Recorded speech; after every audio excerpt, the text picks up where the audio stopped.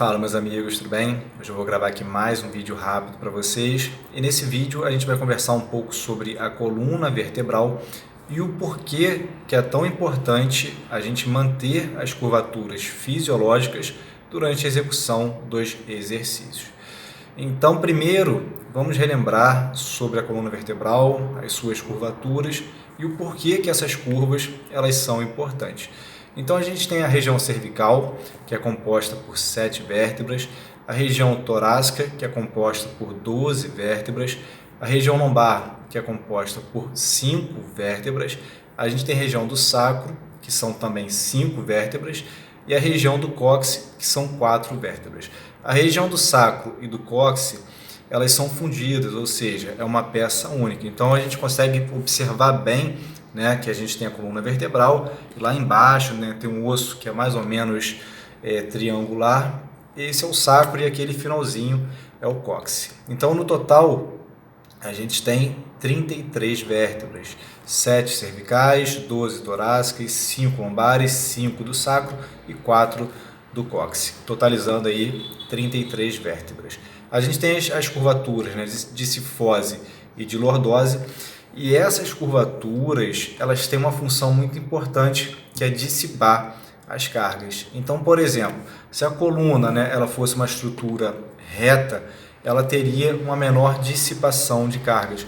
Então, essas curvaturas que a gente tem de lordose e cifose, elas são muito importantes para auxiliar nessa dissipação de cargas. Tá? Outro ponto importante é que quando a gente realiza, por exemplo, essa flexão do tronco, a gente fica com o tronco arqueado, a gente aumenta a compressão dos discos intervertebrais.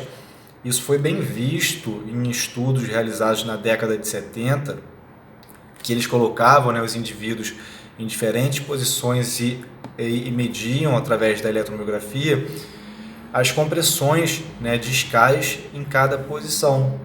Então foi observado que essa posição de flexão do tronco e arqueado aumenta a compressão dos discos intervertebrais. E relembrando, né, que os discos intervertebrais são estruturas, né, que se posicionam entre cada vértebra e tem uma função importante também, né, nessa dissipação de cargas e aumentar a congruência articular entre cada vértebra. Então o disco, né, ele é formado pelo seu núcleo e pelo seu anel que protege esse núcleo, e o disco tem funções também extremamente importantes. Então essa posição, né, arqueada da coluna vertebral aumenta, por exemplo, a compressão dos discos intervertebrais. Por isso que a gente sempre prega que durante a execução do exercício é muito importante que a gente consiga manter as curvaturas fisiológicas da coluna vertebral, né, para que essas cargas elas sejam reduzidas.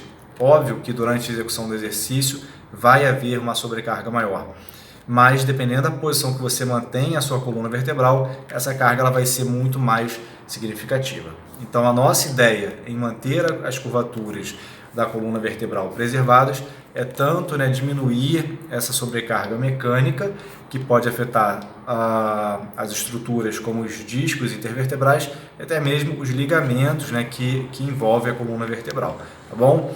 Então esse, né, é o motivo pelo qual a gente descreve que as curvaturas da coluna vertebral elas devem se manter preservadas durante a execução do exercício físico.